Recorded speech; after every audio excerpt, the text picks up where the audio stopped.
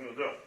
У 1993 году Миколай Пенігін почав постановку «Ідилії» у Купаловському театрі. На той момент уже була знайдена сторонка, одна тільки сторонка, і видана, уже була арія Бонавентури Викрутача. Конечно ж, композитор Кур'ян, який писав музику до цього спектакля, я її скористав. Але у цей момент Єзеп Янушкевич їздив, а він автор монографії про творчість Дуніна Марцинкевича, і він їздив у Польщу і знайшов там правнучку Дуніна Марцинкевича, пані Стефанію Сосновську.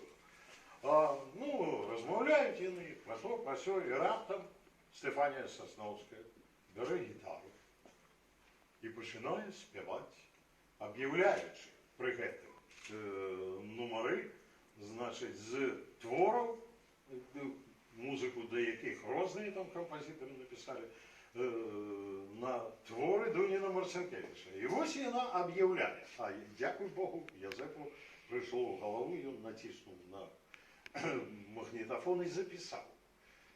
Сцена Навума Приговорки з опери «Селянка».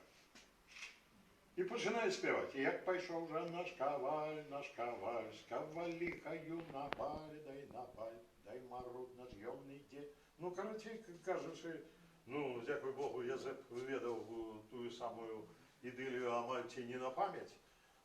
Тому, звісно ж, він ведав, що там є досить багато фрагментів, які були написані менавіто по-білоруську, на білоруській мові. І вони виконувалися. Але ж, покольки цілком амаль страчено все з «Селянки». Правда, ось місяця 2 чи 3 тому Світлана, прошу пробачити, звернула увагу, вона знайшла ще один фрагмент музичний. Це дует Кароля і Юлії. Невеличкий фрагмент, но тим не менш, він є музичний. Так що, як у Булгакова рукописи. Просто перекреслені на оборотному боку цього рукопису співу комісара. Ах, да. Ось, але по словах і все, і по самому, да. Це він. Ага, так що, ось, до речі, зверніть увагу. Тут орда і виява не свіжа. Не свіж, по сутності, це то саме місце, де у Білорусі народився свой жанр оперы, свой оркестр, свой композитор, свой либретист, своя труппа, усе своє. І відбулося це у 1752 году. «Щасливе нещастя» або «Викрадання Європи», ось та сама перша опера, яка вже менавіта своя. І написана, і показана вона була у Несвіжі. А це перший фактор. І другий фактор. Та сама «Селянка», «Ідилія», да? Поскольку вона у день прем'єри простого у 1852 году у Мінську, у день прем'єри була заборонена, тим не менш, труппа Дуніна Марцинкевича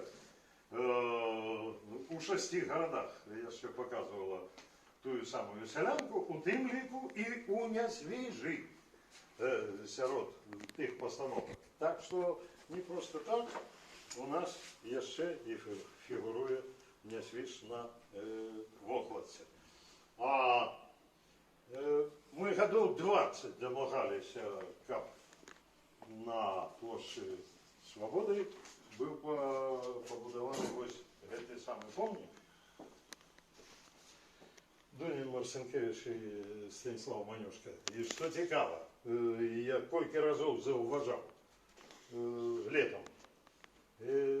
Ось сидить Станіслав Манюшка. Летом батьки с детьми играются, и дети садятся ось тут им на коленки и фотографуются, а батьки ось сюди кветочки ставить.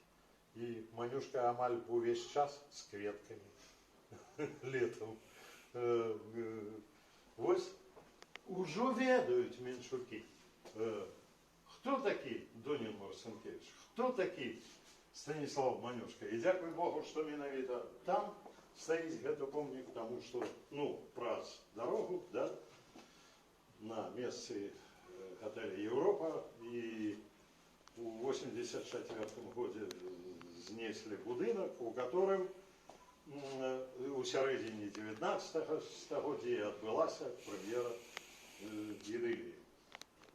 Вось, ну, я думаю, что... Фрагмент. Да, фрагмент. Фрагмент.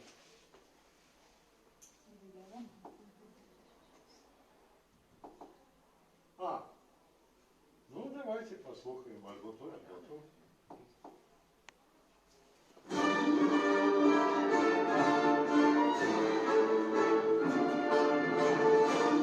Это звукозапись.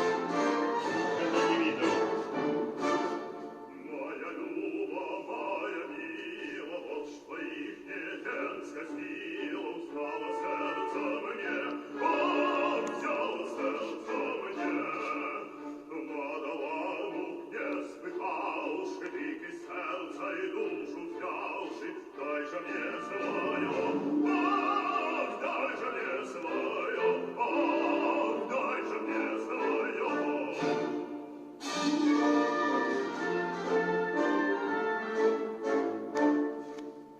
Не однако ведь девчина, хоть солодкая говорила, не взяла я не.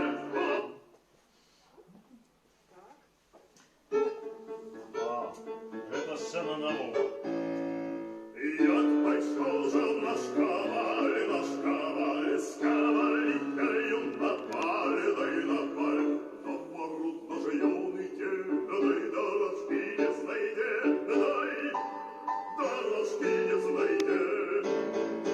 Не пошел он там, где брод, а полез он там, где лед, и он не боты на ходу, дай жонкой на ряду, дай и жонкой на ряду. Водай каваля.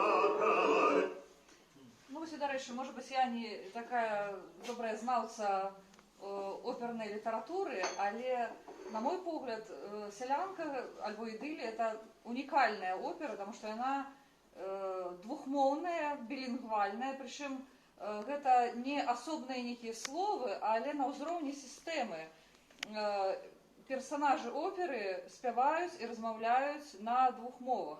Але як для нас, для беларусоў, гэта вось двухмоўнасць, яна абсалютна арганічная, таму што яна вельмі добра ілюструе тую сітуацыю, якая склалася на беларускіх землях у 19 стагоддзі, калі шляхта размаўляе па-польску, сяляне па-беларуску, але калі шляхціц альбо шляхцянка звяртаецца да сваіх падданых, яны таксама звяртаюцца, выбачайце, па-беларуску, што таксама адлюстравана у «Сялянцы» «Ідылія».